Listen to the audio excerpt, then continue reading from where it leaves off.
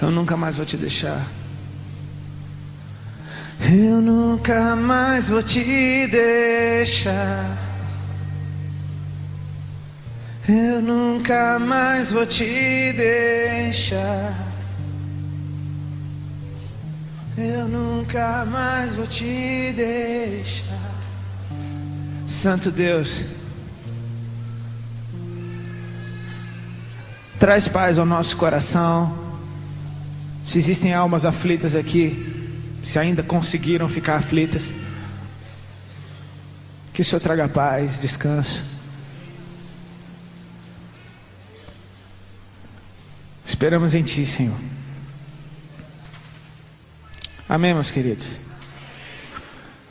É um prazer poder estar com vocês aqui mais uma vez, nesse lugar abençoado.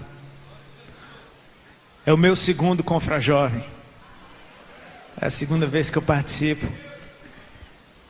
E quando eu soube que a gente vinha para cá, eu fiquei muito feliz, cara.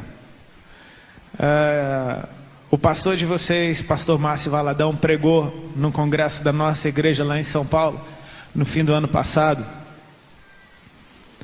E ele daquele jeito dele, manso, tranquilo, falando de Jesus com tanta paixão. Cara, era uma choradeira na igreja. Não sei, vocês não acostumem com isso, amém? Porque assim, às vezes o cara fala, é assim, a gente acostuma. Não acostume com isso, não. Amém? A gente lá estava assim, pastor, prega mais umas 4 horas, por favor. A gente estava se derretendo ali, babando. Que Deus abençoe a vida do pastor Márcio, de toda a sua família, amém? Dessa igreja, de todos os pastores. Se esse congresso está fazendo 40 anos de idade, é porque existem pessoas muito sérias tocando isso adiante, amém? É lindo quando Jesus nos dá a paz a respeito daquilo que nós somos chamados para ser. Não existe coisa mais angustiante, pelo menos para mim, do que me sentir fazendo o que eu não tinha que fazer, totalmente fora de contexto. Eu não sei se é porque a gente começa a adorar aquele que é eterno, que o valor que a gente dá ao tempo, ele muda. Aconteceu isso com você? Depois que você entregou sua vida para Cristo, o valor que você dá ao tempo mudou? Antes eu não me preocupava muito em perder tempo. Aliás, eu adorava perder tempo. Eu gostava de ficar... Teve uma das maiores viagens que eu gostava de fazer, era acordar de manhã, enrolar um baseado, sentar no sofá e fumar olhando para a TV desligada. E lá eu ficava até o meio-dia. Eu acho que eu não estava a fim de ver TV, mas a posição sofá-TV te induz a olhar para a TV. Então eu ficava encarando a TV e viajando. Sei lá o que estava acontecendo. Baita perda de tempo, cara. Eu preciso saber para que eu nasci. Amém? Porque isso vai me dar paz. Quando eu encontrar o que eu fui feito para ser, cara, aí você vai poder dizer, agora eu encontrei descanso, agora eu encontrei alegria de verdade. Encontrei o que eu nasci para ser. Muitos de nós, mesmo andando com Cristo, ainda temos essa luta. Às vezes a gente se espelha em outras pessoas, e não é nada mal você se espelhar em quem dá frutos, amém? É bom a gente sempre ter bons exemplos para seguir, porque o mundo está cheio de maus exemplos, e se você não segue um bom exemplo, você acaba seguindo um mau exemplo. Essa que é a verdade, amém? Nós não somos inventores de nada, a gente acaba sempre copiando. E se eu não seguir como referência alguém que dá bons frutos, eu vou seguir alguém que dá maus frutos. E sabe o que vai acontecer comigo? Em determinado momento eu vou me encontrar frustrado, cansado, sem vontade de fazer nada e com medo de tentar uma coisa nova, porque nesse percurso a gente acaba tentando tanta coisa e nada dá alegria. Algumas coisas podem até dar certo, mas não dão alegria. Quantos testemunhos, quantas histórias você já viu de gente que, conquistou, ganhou dinheiro, montou empresas, prosperou e não é feliz? Já ouviu histórias assim? Existem aos milhares. Tipo, as coisas darem certo não significa que é o plano de Deus para a tua vida. Eu sempre conto a frase de um pastor que uma vez ele orando por mim, ele falou sobre prosperidade, ele falou: a prosperidade é a ausência de necessidade. E eu gostei demais de ouvir aquilo, porque eu conheci pessoas muito simples que eram prósperas. Eu conheci já pessoas que têm um estilo de vida que você fala: tadinho dele. Tadinho nada, o cara é feliz da vida. E a nossa caminhada, ela consiste, cara, em simplesmente cumprir aquilo que Jesus nos chamou para fazer, cara. Quer ser feliz? Pergunte-me como, ok? Eu vou botar um bottom daquele tipo da Herbalife. Quer ser feliz? Pergunte-me como, cara. Busque a Deus, porque quanto mais você conhece ao Senhor, mais Ele te mostra quem você é. Amém? Quanto mais você busca a face dEle, quanto mais você encontra do amor dEle, quanto mais você encontra, razão para a tua vida, Ele vai te mostrando quem você é. E aos poucos, o plano de Deus vai ficando mais claro diante dos teus olhos. É a tua revelação de Cristo. Você vai ver Jesus operando daquele jeito, você fala: é isso que eu quero fazer. Jesus está te mostrando o que Ele quer que você faça. E aí você encontra alegria. Eu queria que você abrisse a tua Bíblia no Evangelho de Mateus, no capítulo 3.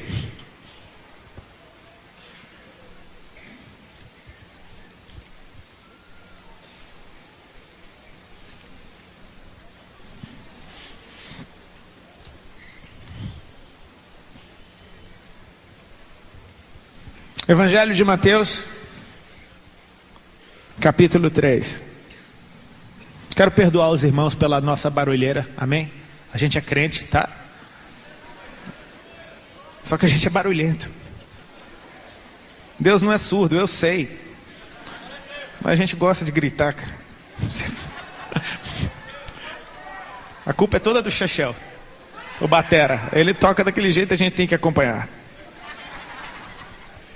Amém? Mateus capítulo 3 diz assim, ó: naqueles dias, repete comigo: naqueles dias.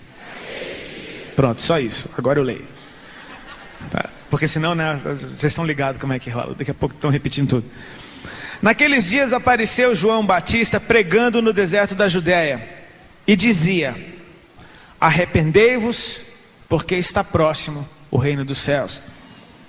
Porque este é o referido por intermédio do profeta Isaías: voz do que clama no deserto, preparai o caminho do Senhor, endireitai as suas veredas. Aí você pula para o verso 11. Isso é João Batista dando testemunho de Jesus.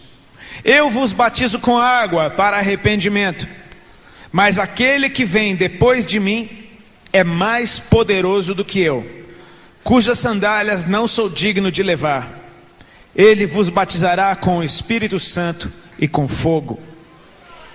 A sua pá ele a tem na mão e limpará completamente a sua eira. Recolherá o seu trigo no celeiro, mas queimará a palha em fogo inextinguível. Verso 13. Por esse tempo, você repete comigo: por esse tempo. Pronto. Dirigiu-se Jesus da Galiléia para o Jordão, a fim de que João o batizasse. Ele, porém, o dissuadia, dizendo: eu é que preciso ser batizado por ti, e tu vens a mim? Mas Jesus lhe respondeu: deixa por enquanto, porque assim nos convém cumprir toda a justiça. Então ele o admitiu. Batizado Jesus, saiu logo da água, e eis que se lhe abriram os céus, e viu o Espírito de Deus descendo como pomba, vindo sobre ele. E eis uma voz dos céus que dizia: este é o meu Filho amado, em quem me comprazo. Você pode aplaudir a palavra de Deus?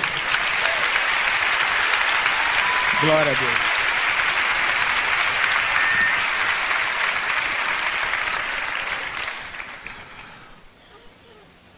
A gente precisa sempre entrar na questão do reino dos céus, ok? Porque esse é o evangelho que Jesus veio trazer. Não é sobre o que eu quero falar agora, mas eu preciso tocar nesse ponto. Porque João Batista começou a pregar e a dizer: arrependei-vos, porque está próximo o reino dos céus. Amém? Jesus, quando começa a pregar, qual é a pregação de Jesus? Arrependei-vos, porque está próximo o reino dos céus. A gente poderia falar semanas sem parar a respeito do que significa arrependimento e reino dos céus, mas de uma maneira bem prática e rápida. Algo que me chama a atenção nisso é que está vindo um tempo novo. Amém? Você crê que está vindo um tempo novo para você hoje? Está vindo um tempo novo. Não é um reino desse mundo, ok? Ele é completamente diferente. Se você quer ganhar, você perde. Se você quer aparecer, você some. Se você quer viver, morra. É diferente o reino de Deus. Mas a justiça de Deus, ela é perfeita. Ele é completamente puro, Ele é totalmente santo, Ele é todo poderoso. Não existe um amor mais puro do que o de Deus. Nada pode se comparar a Ele. Portanto, eu entendo que esse reino é a melhor coisa que pode acontecer para mim. Existe um tempo novo vindo, e Ele é a melhor coisa que pode acontecer para mim. Você crê nisso? Repete comigo, levanta a tua mão para o alto e diz: existe um tempo novo vindo, e Ele é a melhor coisa que pode acontecer para mim. Maravilha. Mas existe um negócio antes disso, que é o arrependei-vos. Eu preciso de uma postura diferente para que eu experimente esse tempo novo na minha vida. Ok? Não quero entrar aqui no mérito do que tudo que é arrependimento, mas vamos colocar dessa forma: é uma postura diferente da que eu vivi.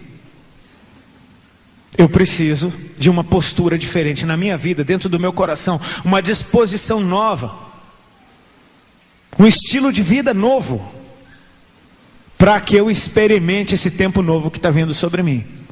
E ele está vindo. Se você não mudar a sua postura, ele vai vir do mesmo jeito, só que você não experimenta. Se o reino de Deus está disponível para mim, meu irmão, eu quero desfrutar disso. Ok? Eu tenho conhecido servos de Deus, em especial um pessoal lá de São Paulo, que eu conheci o ministério deles e eu fiquei maravilhado e revoltado ao mesmo tempo. Fiquei maravilhado porque eu vi o que Deus estava operando através de jovens. Uma equipe profética de uns 5 jovens assim, de sei lá quantos anos, muito novos, meu. Eu estou ficando velho, então todo mundo é novo para mim. De moicano no cabeça, cabelos doidos. O pastor falou: a minha equipe profética pode orar por vocês? Pode. Aí veio aquela ganguezinha, parecia uma banda de rock. Por 45 minutos esses caras profetizaram na nossa vida e não erraram uma. Sabe, Deus dando mergulho dentro de você, sem estardalhaço, sem nada. Eu fiquei maravilhado, mas fiquei revoltado. Eu fiquei revoltado porque, isso está disponível e onde é que eu estou? Onde é que eu estou que eu não estou fluindo desse jeito? Está disponível. Amém? Está disponível, gente. O Espírito Santo, ele nunca foi retirado desde o dia que ele foi derramado. Está disponível. É um tempo novo que está chegando agora. Toda palavra de Deus, ela tem uma carga profética maravilhosa, amém? Então arrependei-vos porque está próximo o reino, é para hoje, ok? Para a gente aqui que está ouvindo, é para hoje, para agora. Está vindo um tempo novo e precisa uma postura nova no meu coração. É um tempo não só de desfrutar, mas de operar também. Desfrutar o reino de Deus é maravilhoso, mas operar no poder de Deus, isso é maravilhoso. Deus passando por você para chegar em alguém. Cara, a gente é viciado nesse negócio de ficar adorando Jesus. Eu estava conversando com o Alex ali no começo e ele perguntou: poxa, muita gente não te cobra de fazer uma sonzeira? Falei: cara, me cobram coisas que não vale a pena nem falar no microfone. Tem gente, tem um site que me cobra voltar para as drogas. Rodolfo, volte para as drogas. Me cobram um monte de coisa. Mas eu quero fazer aquilo que, Jesus, o que é que o Senhor quer fazer? Aí eu quero estar no meio do bolo, entendeu? Eu quero, você quer encontrar Jesus, cara? Vai até onde Ele quer se manifestar. Faz o que Ele quer que você faça. Fala o que Ele quer que você fale. Aí Jesus vai passar por você. Aí você... É a coisa mais gostosa que tem, cara. A gente vive viajando para cima e para baixo. Catamos 2 voos, sei lá quantos, 3, não sei quantos foram. 2. E é pouco. Paulo sempre ia a pé. Era muito pior para ele. A gente é boy, ok? Hoje a gente vai de avião. Tem que pegar 5 voos para chegar no lugar. Ah, playboy, tá reclamando. Cansa, né? Dá uma cansadinha. O tempo vai passando, você vai ficando meio... Ai.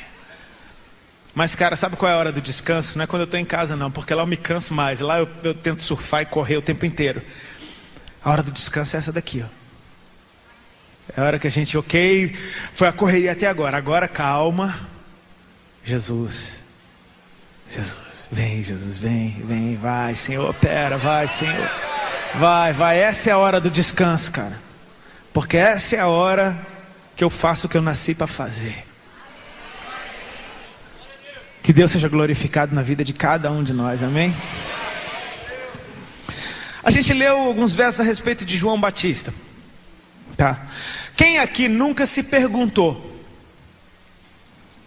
o que é que Jesus fez até os 30 anos de idade?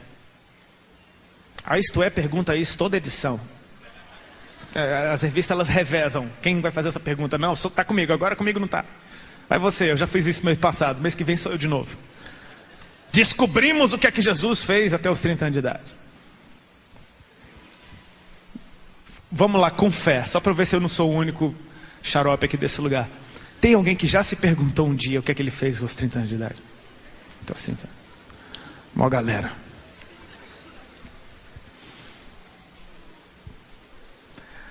Bom, entendendo que só começa a falar de Deus operando a partir dos 30, isso me dá uma aula de como contar testemunho, ok? Até os 30 não interessa, então não está escrito. Sacou? Tipo assim, quando você for dar seu testemunho, meu irmão, não gasta tempo com o que não interessa, não. Vai direto para a parte que Deus começou, ok? Quando Deus começou, aí pronto, é o que interessa. O testemunho é dele, não é seu. É dele.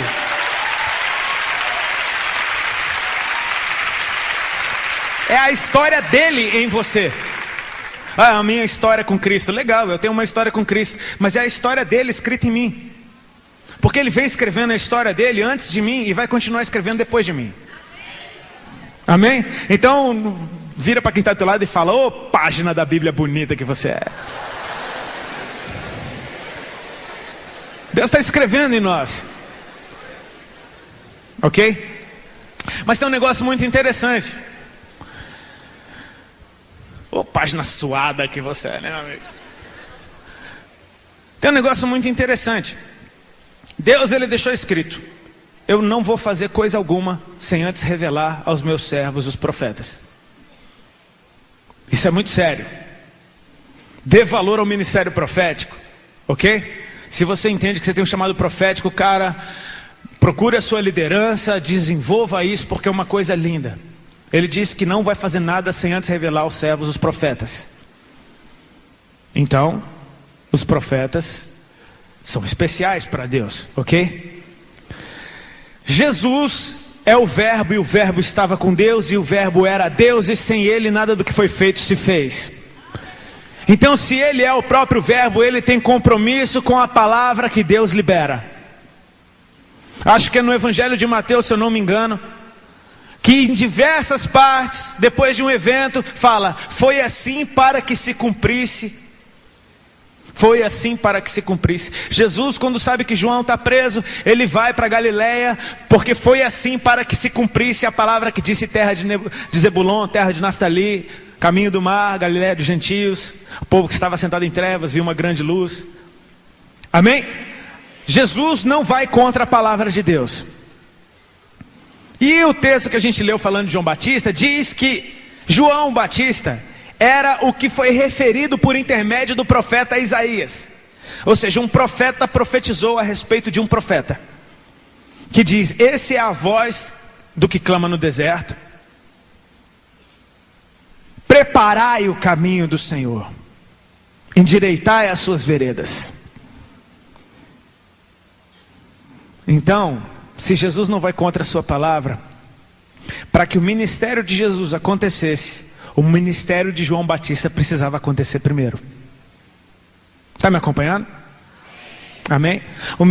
Para o ministério de Jesus acontecer,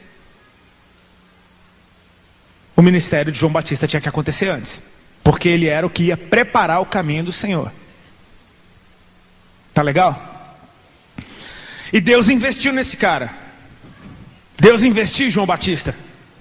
Quando Maria estava com Jesus na barriga, foi visitar sua prima Isabel, mãe de João Batista, que estava com João na barriga. As duas buchudinhas se encontraram. Maria deu um hello. O hello de Maria.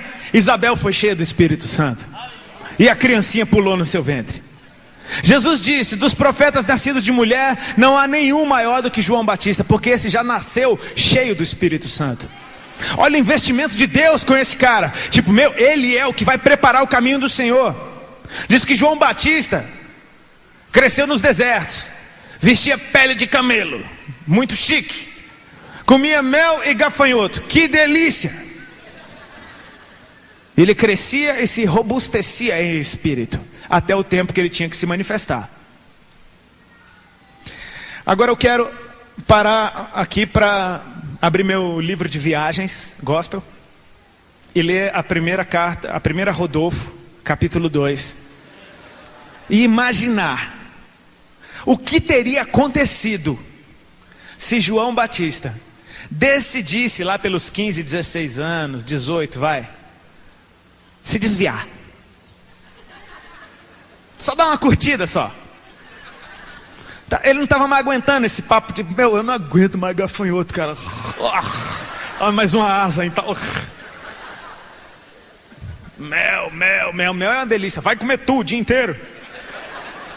Eu não aguento mais. Chega! A galera em Jerusalém está apavorando, meu irmão. Tem altas festas bombando em Jerusalém. O que eu estou fazendo nesse deserto, torrando no sol, comendo essa comida que ninguém come, só eu, vestindo essa roupa de doido? Tô fora! Eu quero uns panos da Hollister, eu quero ir para Jerusalém, eu vou apavorar, vou cortar meu cabelo, vou passar um gel, vou chegar lá chique, cheiroso, e vou chegar: e aí, gatinha, qual é que é? Como é teu nome? Meu nome é João Batista, pá. E apavorar, e catando as mulheres. E aí João decide também tomar uns goró. Chega, para compensar o tempo no deserto. A galera quer compensar.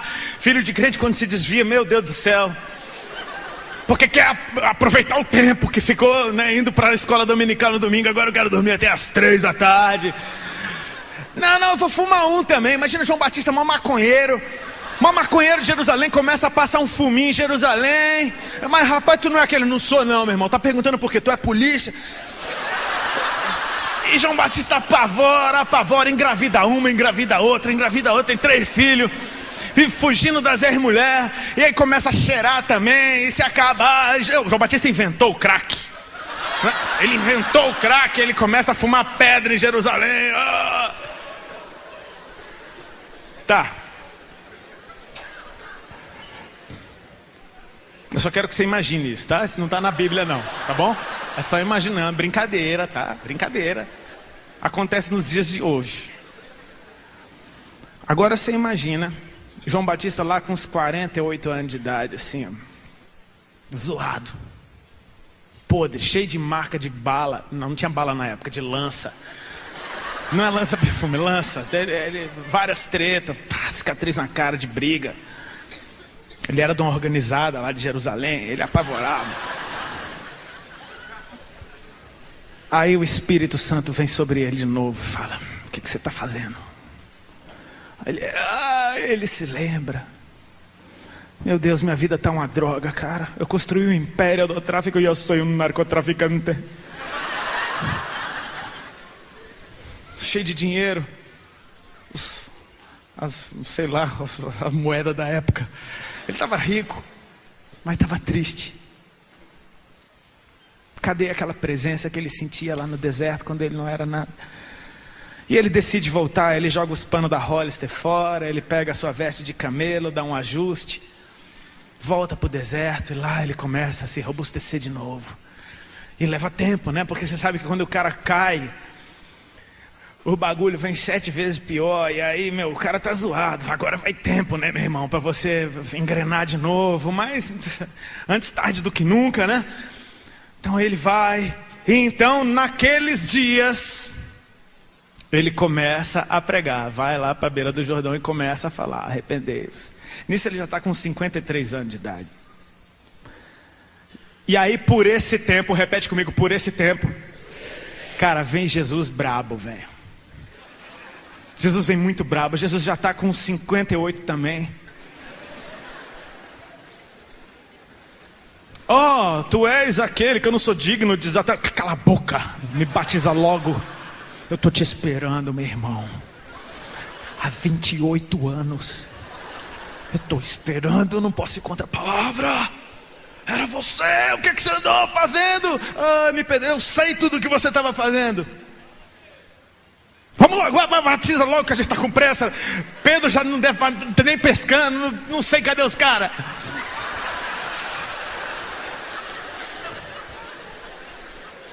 O que será que teria acontecido? Você entende, naqueles dias e por esse tempo? Deus tem o tempo dele. Amém? A gente ri porque é muito bom rir. Amém? Casa de Deus é lugar de rir mesmo. Amém? Você não vem aqui para ficar com cara de triste, cara. Você vem aqui para ficar feliz. Deus tem o tempo dele. E Ele quer usar você.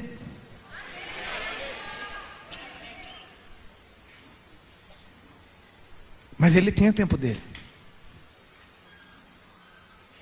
E se eu entendo que a minha alegria, a minha plena felicidade e satisfação estão em estar no centro da vontade dEle, que eu não fique fazendo pouco caso da misericórdia de Deus, e que eu acorde para o tempo dEle na minha vida, porque Ele é Deus, não eu. Então que eu me submeta à vontade dEle, não Ele à minha. Às vezes a gente perde muito tempo tentando inventar um evangelho em que nós somos o centro e Deus é o nosso servo. É o contrário. Ele é Deus e nós somos os servos. Jesus dizia para todos os discípulos: tu vem e me segue. Jesus não falava: agora eu vou atrás de você para consertar a tua vida. Não, tu vem e me segue, eu estou indo. O tempo é esse.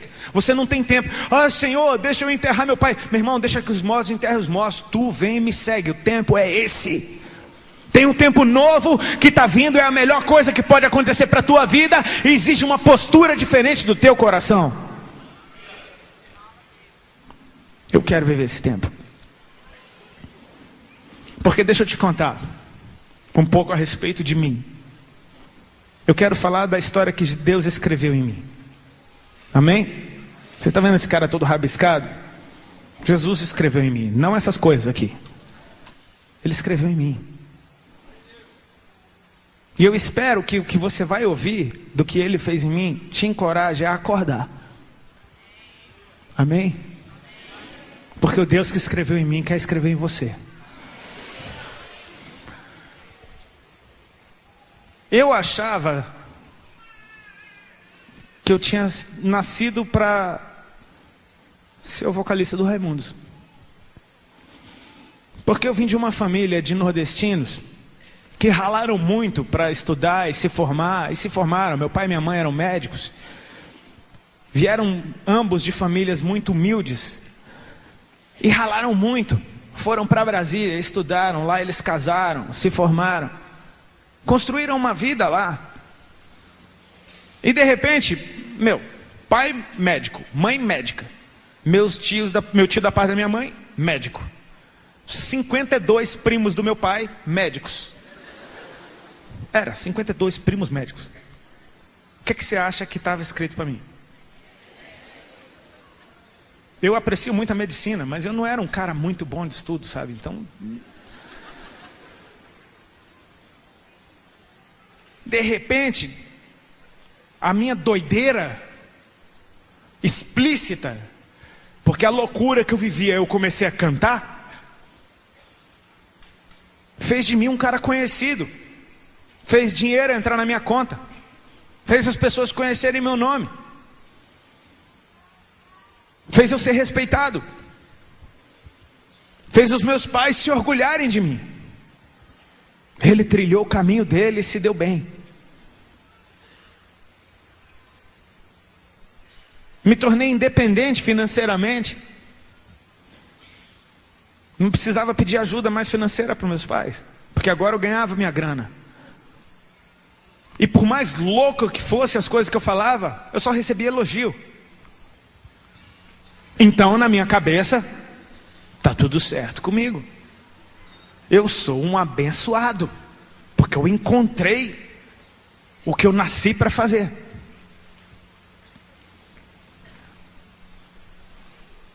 Só que o tempo vai passando e a satisfação nunca vem. Nunca vem.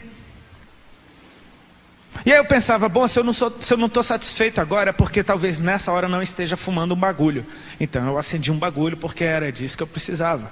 Eu terminava de fumar, a insatisfação ainda estava lá. Então é porque deve estar faltando mulher. Sai pra balada, vai ver se arruma uma mulher. Arrumava uma mulher.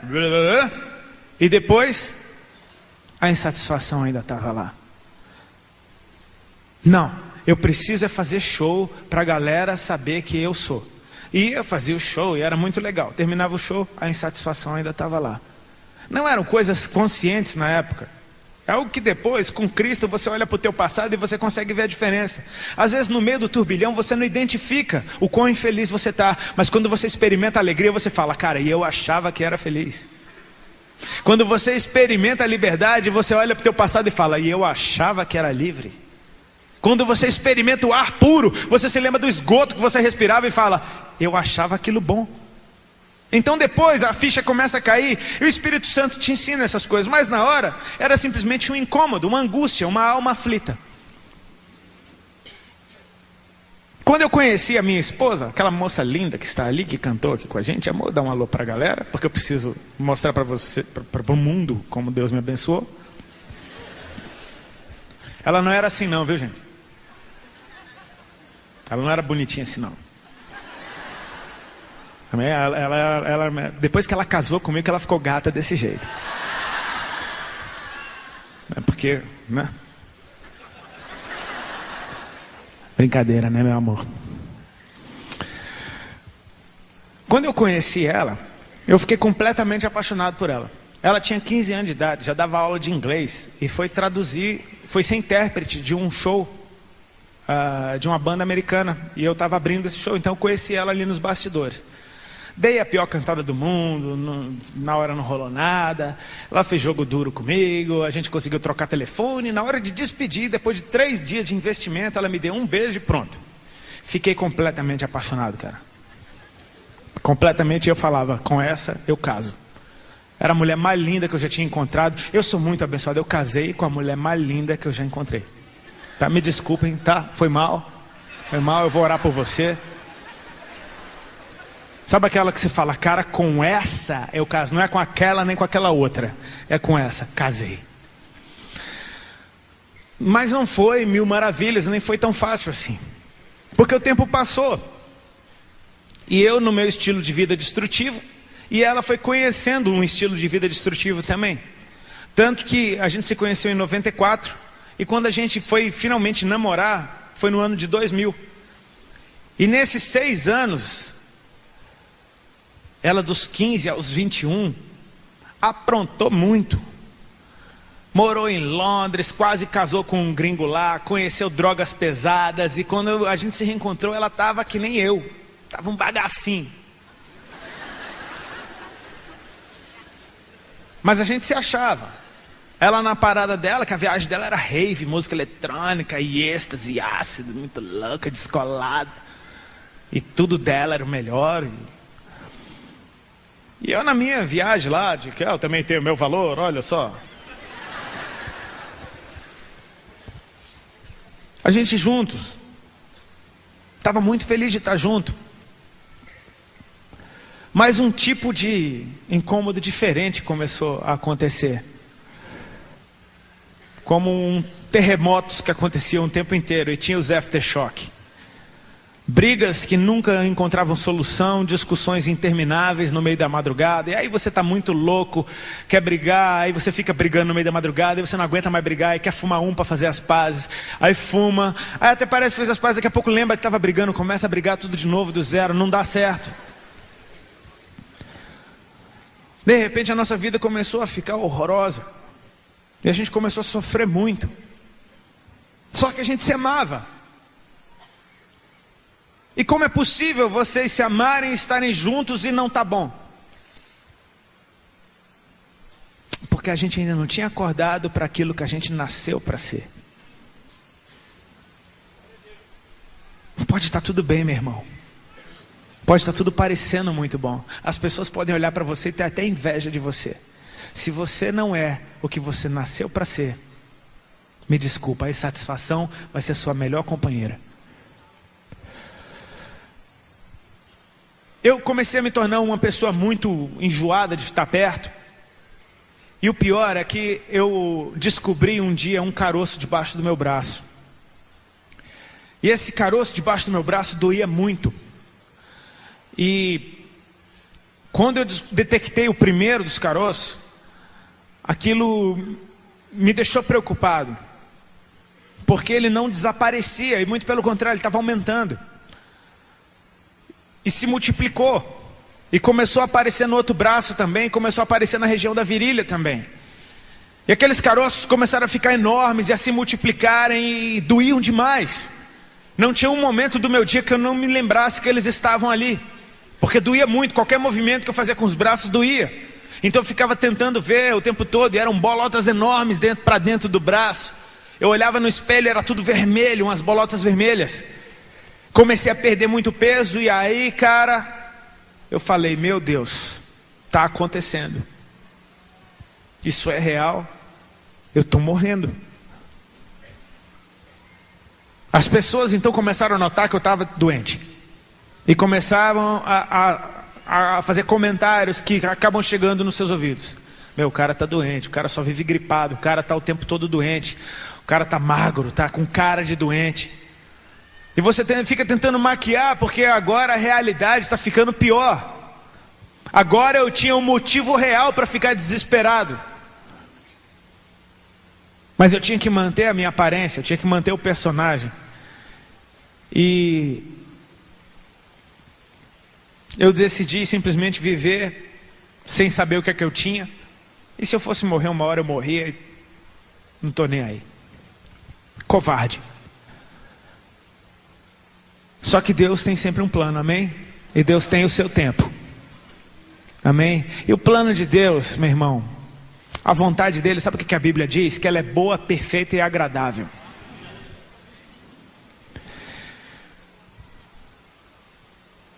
A Ali, mesmo louca daquele jeito, aos 15 anos de idade, ela tinha conhecido Jesus. De uma maneira muito superficial, mas foi uma experiência que ela teve. Ela ficou muito rebelde. O pai dela levou ela na casa de uma irmã, dessas irmãs da Assembleia. Porque ele sempre ia na casa dessa irmã para pedir oração. Irmã Augusta, ela até hoje está lá em Camboriú, mandando fogo. E o pai dela levou ela lá. E ela chegou lá revoltada. Não queria ir de jeito nenhum na casa da irmã. O pai dela levou ela meio que à força. E ela queria falar um monte de horrores para aquela irmã. E quando aquela mulher de Deus chegou na frente dela, cheia do Espírito Santo, cheia do amor de Cristo, começou a fazer carinho na mão dela. Aí ele começou a chorar. E entregou a vida dela para Jesus. Só que não seguiu. Ela achava que seria para outro tempo. Ela falava, obrigado Jesus, tu és lindo, mas hoje não, vou curtir minha vida, vou curtir minhas baladas, namoradas, vou curtir o que eu quiser. E lá para frente, se nada der certo, aí eu viro missionário e vou para a África. De certa forma ela estava falando, esse não é o tempo, vai ter um tempo lá, quem sabe, né?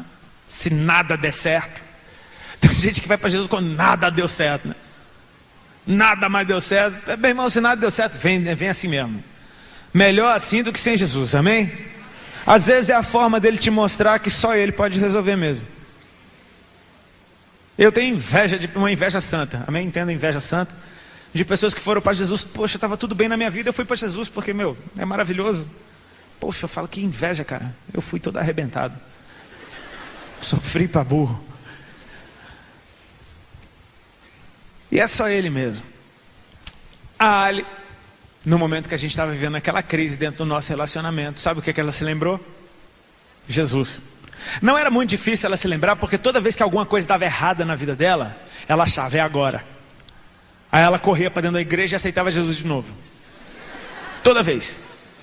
Alguma coisa deu errado, corre para a igreja, Jesus, Jesus, chorava, aceitava Jesus, dava dízimo, dava oferta, passava em corredor de sal, ela queria ver se saía cão dela, mas não seguia. Repete assim comigo, Deus tem o seu tempo. Amém? Talvez você conheça pessoas aqui que já aceitaram Jesus umas 300 vezes. Tem alguém que conhece? Alguém assim? E até hoje está nessa? Então tenha esperança, amém? Deus tem o tempo dele. É bom que essas pessoas pelo menos sabem o caminho, ok? Pelo menos elas sabem o caminho, cara. Elas sabem como ninguém. Aceitar Jesus 300 vezes, você tem que saber muito bem o caminho, cara.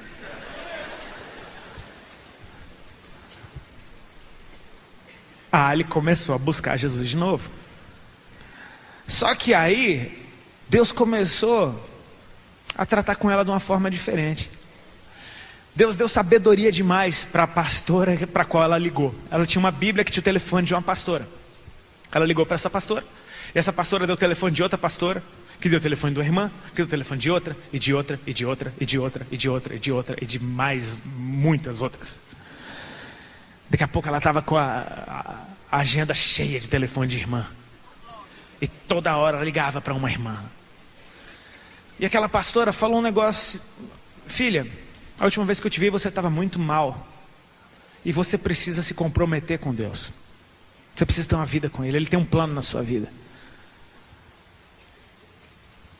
E sabe, ela buscava a Deus e parece que nada na nossa vida melhorava. Então ela buscava um pouco mais e nada melhorava. Ela buscava um pouco mais e nada melhorava. Só que ela começou a buscar e dentro dela começou a melhorar. Na nossa vida ele não estava melhorando, mas dentro dela já estava melhorando. Quem busca, acha. Quem bate, abre. Amém? Quem pede, recebe. E ela começou, por causa do nosso relacionamento, ter experiências com Deus que ela não tinha nem pedido. Ela começou a sentir o amor de Deus pela vida dela. Começou a sentir o perdão de Deus pela vida dela.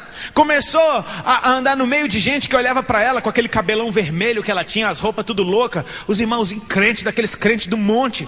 Chegava para ela e falava, minha filha, tu é mulher de Deus. Sabe? Às vezes a religiosidade faz com que você olhe para o maluco e fala, queima Jesus, queima nada. Queima o cão. Abençoa, usa tua boca para abençoar, libera a palavra profética. Tu é uma bênção, tu é uma mulher de Deus, fica firme, permanece. E Deus usava várias pessoas para falar com ela, e aquilo foi fortalecendo ela em espírito. Ela foi realmente, Deus tem um plano, Deus tem um plano, Deus tem um plano. Até que chegou um tempinho, em poucos meses, que ela estava vivendo, tendo uma vida com Cristo que ela nunca teve. E era engraçado porque agora toda briga que a gente tinha, ela ligava para uma irmã. Brigamos. Ela estava, irmãs, me ajudem. Aí um belo dia ela chegou com a notícia, amor, as irmãs vão vir aí. E eu perguntei, quando? Na segunda-feira. Falei, que horas? À tarde. Aí eu pensei, bom, segunda tarde não tem show, tem nada, eu vou para o Guarujá, vou surfar. Aí ela falava, não, é uma campanha. São 7, segunda-feira. Aí, As irmãs, meu irmão, as irmãs são assim. E aí eu falei, tudo bem, eu é que não vou ficar aqui. Esses crentes. Eu sou o cara do Raimundo, o que eu quero com crente? Então eu fugi da primeira, fugi da segunda, fugi da terceira. Só que eu era muito maconheiro, entende? Então um maconheiro profissional, ele esquece das coisas de vez em quando, né? Você esquece. E aí chegou uma segunda-feira e eu esqueci que as irmãs iam. E quando elas chegaram eu estava lá. Tinha acabado de fumar estava doidão. As irmãs chegaram. E aí, meu Deus, tocou a campainha. Eu falei, que é isso? As irmãs. As irmãs. Não tem nem pra onde correr agora. Só joguei um colírio no olho, lavei a boca, a mão e fui abrir a porta para elas. E quando eu abri a porta para elas, eram umas 5. A paz do Senhor. E foi a coisa mais louca que eu já vi na minha vida. Porque eu vi aquelas mulheres se transformarem. Elas chegaram super, todas cheirosinhas, todas com um coquezinho muito bonitinho, com a bibliazinha, com a bolsa no outro braço, com a saia até o pé, todas arrumadinhas. Você via que eram mulheres simples, mas todas, impecáveis ali. Daqui a pouco, elas cantaram uns hinos, eu não entendia nada disso. Foram fazer uma oração, vamos orar. Eu falei, beleza, é só uma reza. Aí uma delas falou, eu tenho uma ideia, vamos chegar a mesa para o lado. Eu não entendi nada daquilo. Quando elas começaram a orar, eu entendi que era o melhor que podia acontecer para a mesa, era ela ficar lá no canto. As irmãs queriam dar lugar, então vamos, né? Abrir o arraial, né? E eu me lembro que eu estava doidão ali enquanto elas estavam cantando, eu só viajando, meu Deus, isso não acaba.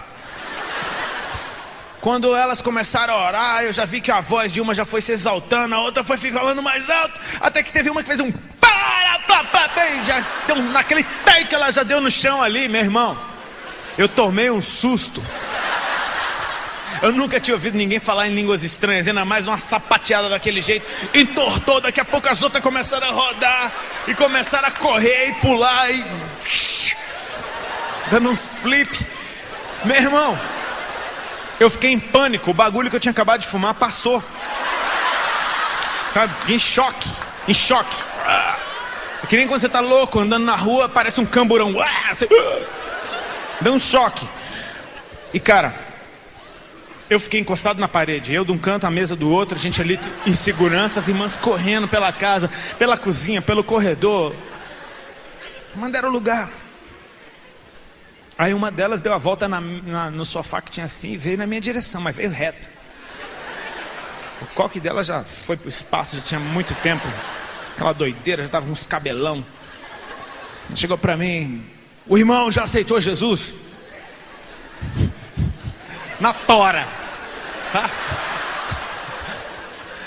Cara, só que eu tava com tanto medo delas, que eu falei, já?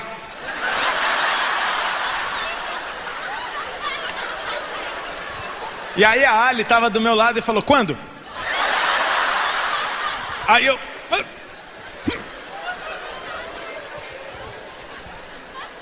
Aí a irmã com muita sabedoria perguntou, o irmão quer aceitar Jesus?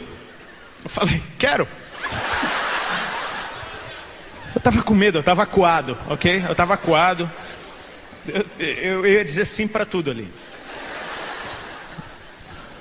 Muda de time, mudo, tranquilo. E aí ela falou, então faz uma oração comigo.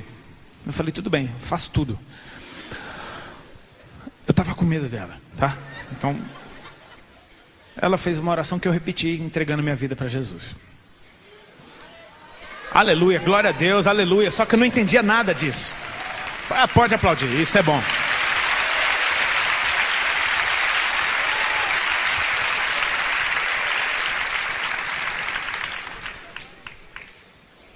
Olha o que acontece.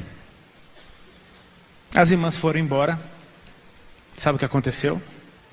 Eu peguei a minha lata de maconha, enrolei uma bomba que eu estava louco para fumar, imitei elas cantando, imitei elas pulando.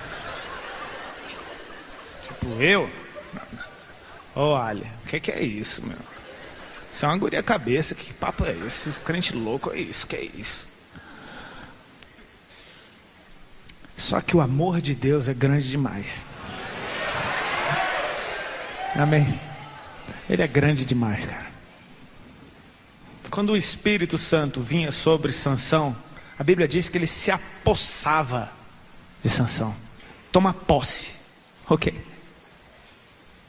Diz que Sansão ficava possuído do Espírito Santo de Deus.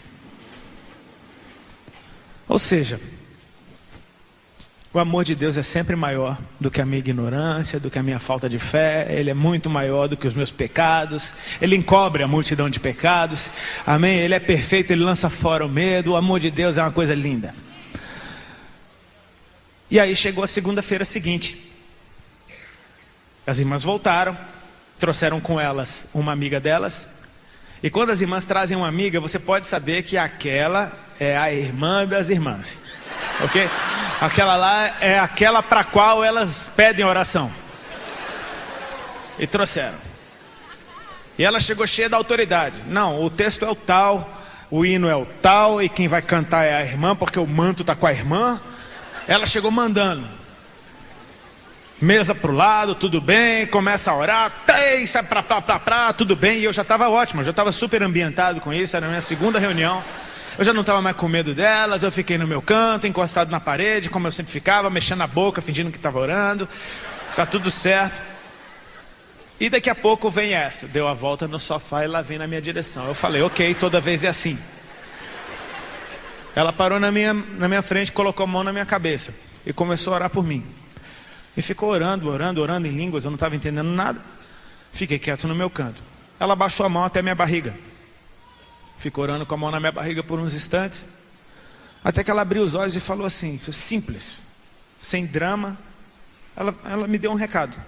Sabe como alguém te dá um recado?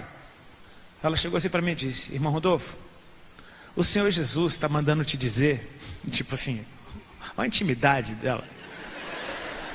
O Senhor Jesus está mandando te dizer que nessa tarde Ele está te curando de um câncer no teu estômago, para você saber que Ele é Deus, que Ele te ama e que Ele tem uma obra para fazer na tua vida. Glória a Deus.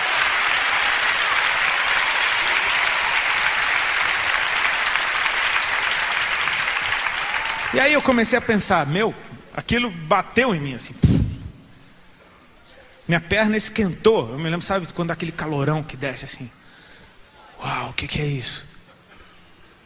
Eu comecei a pensar, será? Hoje eu sei que era o Espírito Santo falando comigo, mas na hora eu só achava que era a ficha caindo. Muitas vezes quando a gente fala, poxa, a ficha caiu. Não, era o Espírito Santo que falou contigo. Eu tinha uma dor de estômago há mais de 2 anos. Eu estava entupido de caroço pelo corpo. Eu estava emagrecendo. Meu avô morreu de câncer de estômago e 2 tios meus, filhos desse avô também. Eu comecei a, o que é isso? E essa mulher que não sabe nada da minha vida? É amiga das outras. Eu falei, que é isso? Queridos, naquela tarde, meu estômago parou de doer. 3 dias depois eu acordei. Tomei banho. Quando eu fui passar desodorante, cadê os caroços? Desapareceram todos.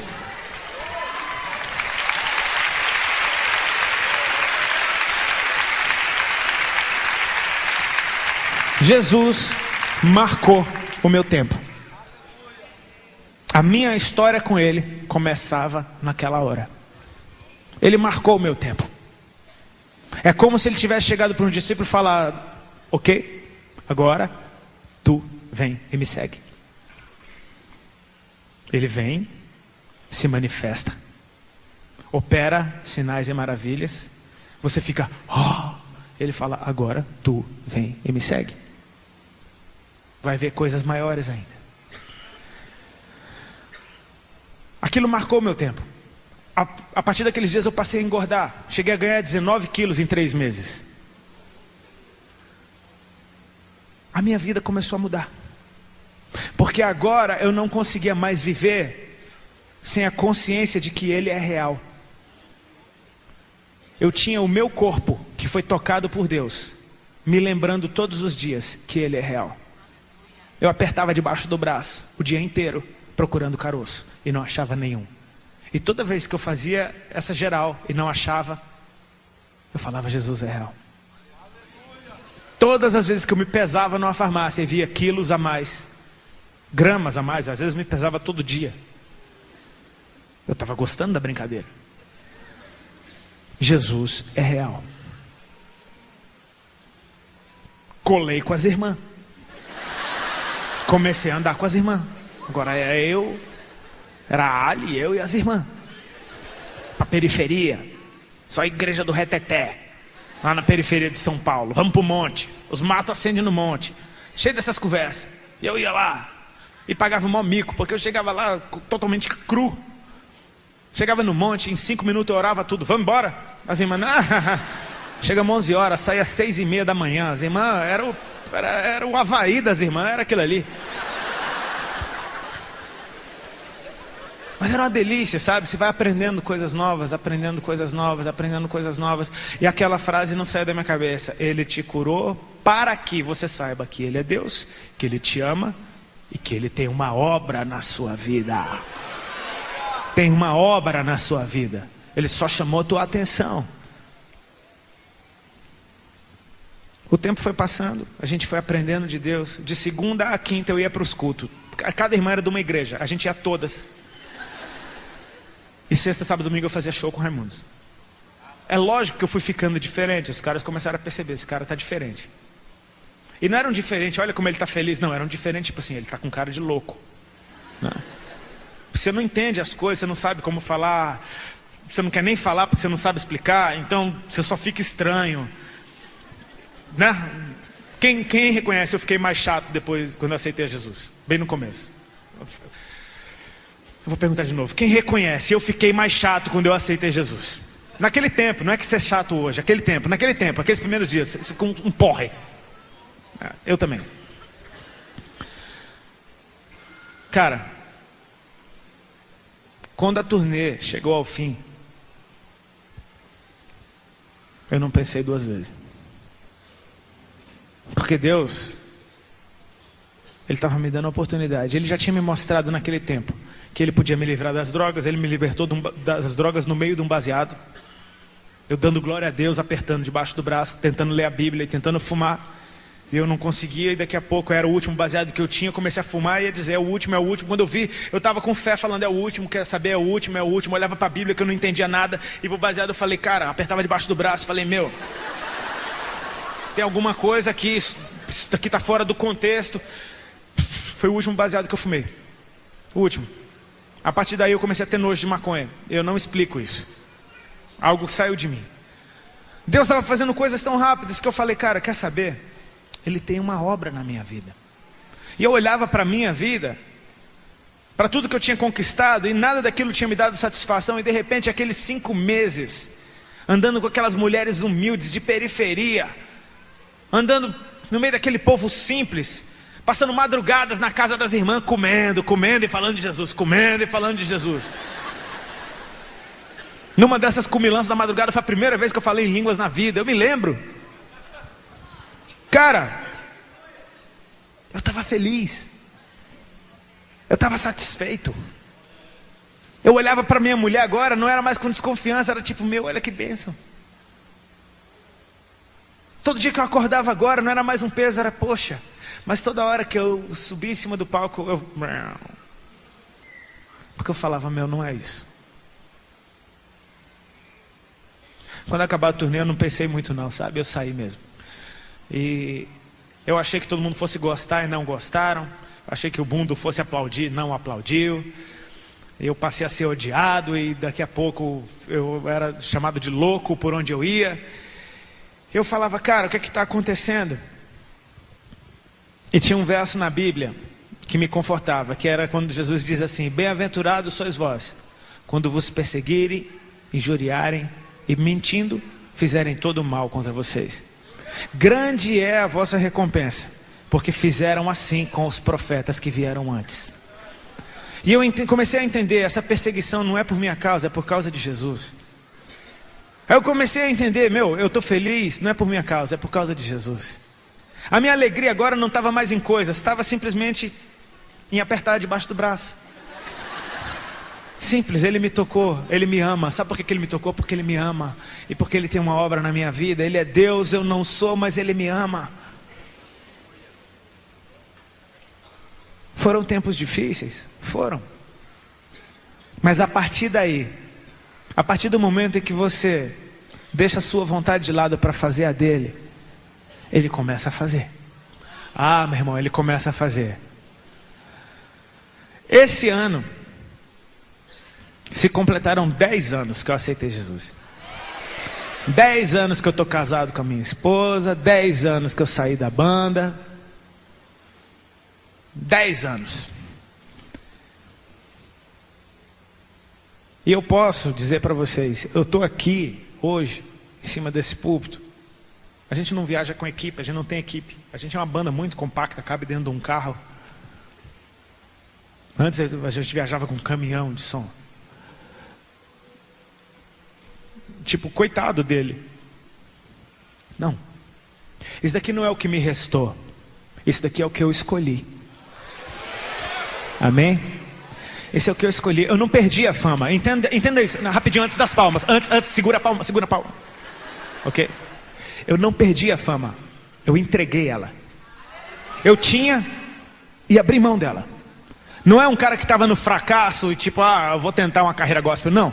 Minha carreira estava no auge. Era um emprego garantido. Só que eu conheci algo muito maior.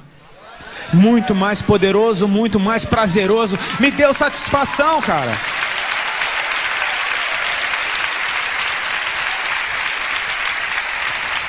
Eu estou aqui porque eu escolhi.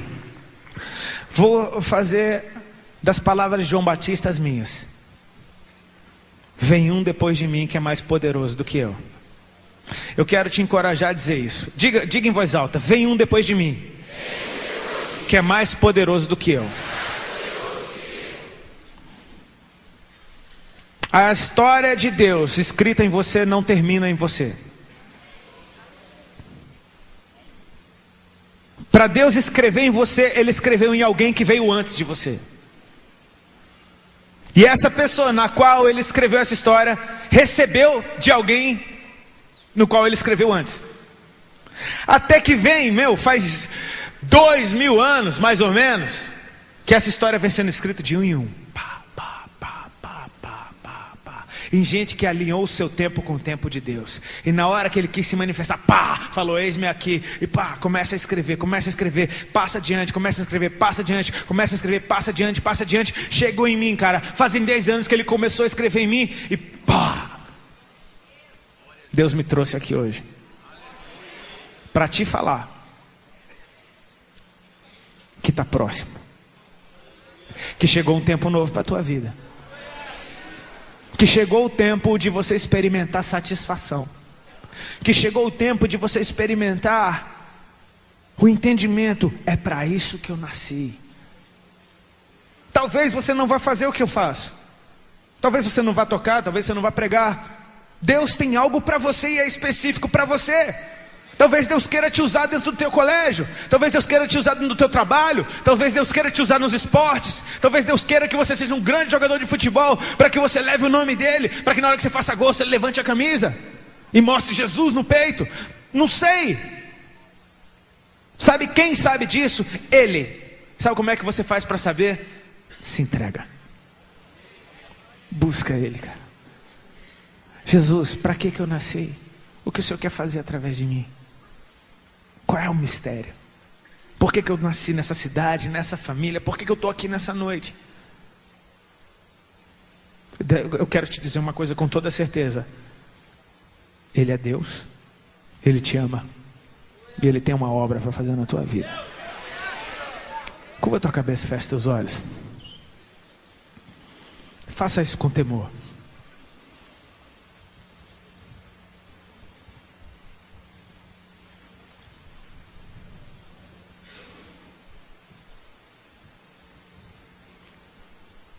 Naqueles dias, João começou a pregar. Por esse tempo, Jesus veio para ser batizado.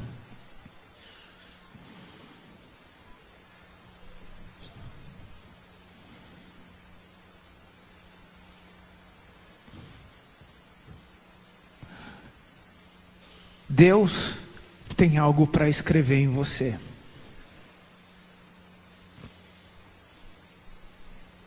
Não interessa quantas oportunidades talvez você já tenha tido. Interessa se hoje há entendimento dentro de você que te faça acordar e parar de perder tempo. Existe um nível de alegria que está na presença dele. Ele disse: eu vos darei a alegria completa. Se ele diz que vai te dar alegria completa, é porque as outras alegrias não são.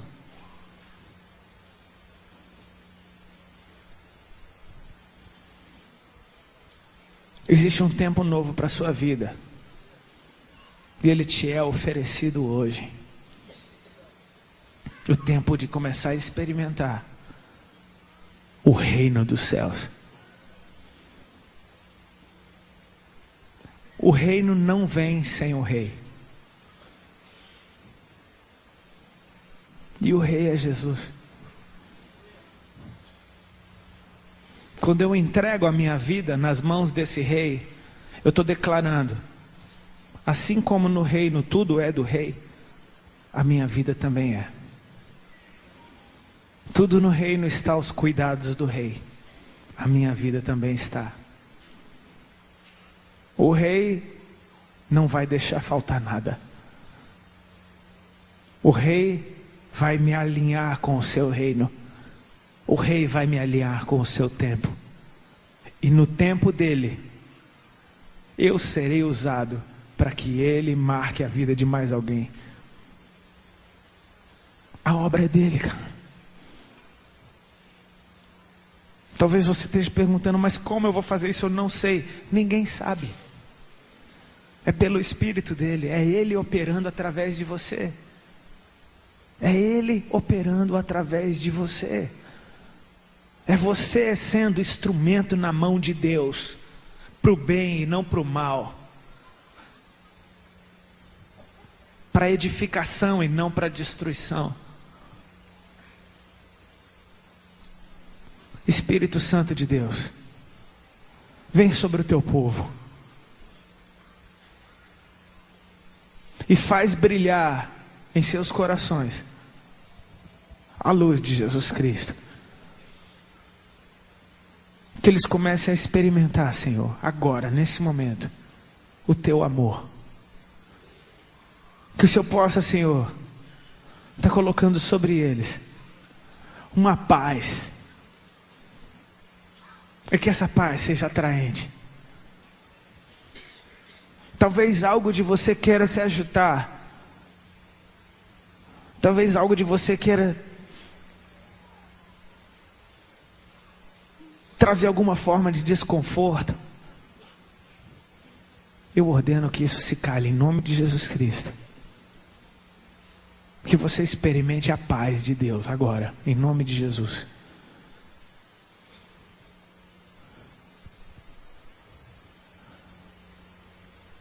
O que precisa acontecer para Deus começar a escrever na minha vida?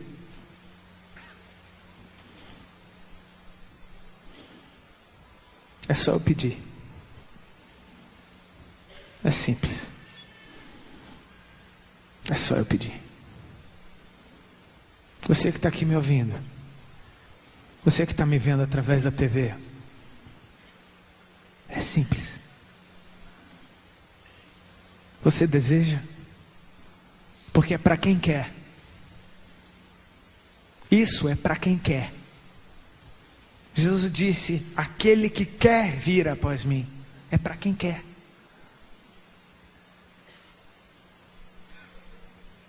Ele está disponível.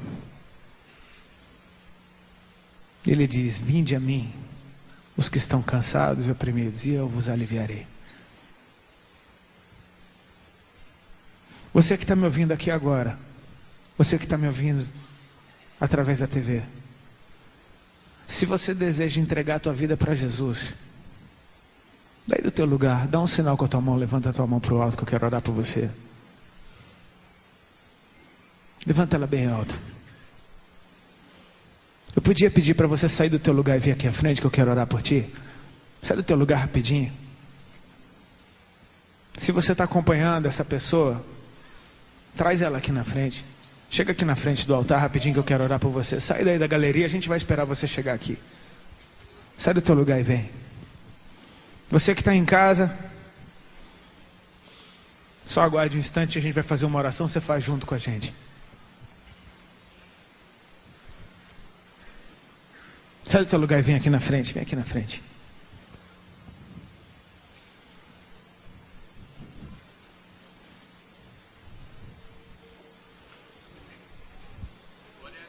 Sai do teu lugar e vem. Vem.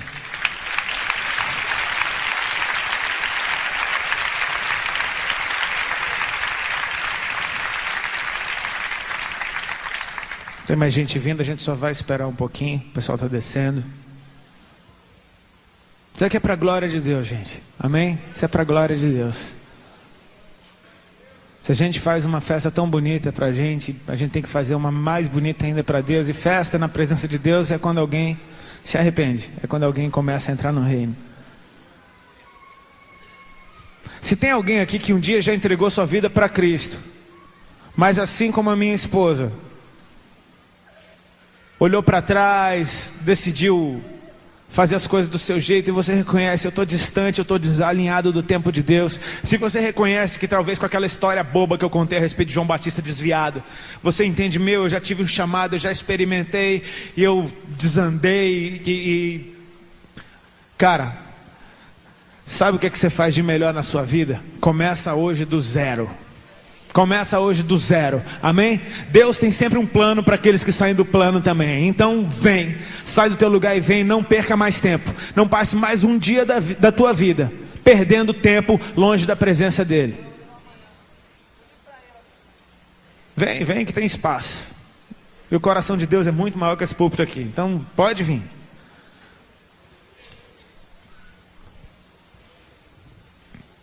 Se Deus está falando contigo, fala: poxa, eu quero começar do zero hoje, vai. Eu quero começar do zero. É uma atitude, é um voto teu, uma aliança tua com Deus. Só você sabe o que você está sentindo aí no teu coração. Só você sabe a vergonha que às vezes você sente quando as pessoas falam de igreja, falam de adoração, falam da experiência com Deus, e você fala: eu sei disso tudo, mas poxa, faz tempo que eu não experimento. Meu irmão, deixa a vergonha de lado, manda essa vergonha para o inferno e venha para a presença de Deus, amém? Que é tempo de você receber dupla honra no lugar dessa vergonha.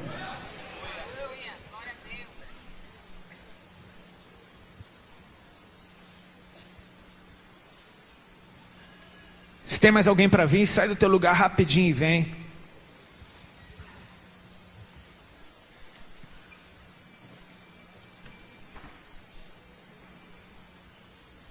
Enquanto isso, vocês intercedem daí, amém?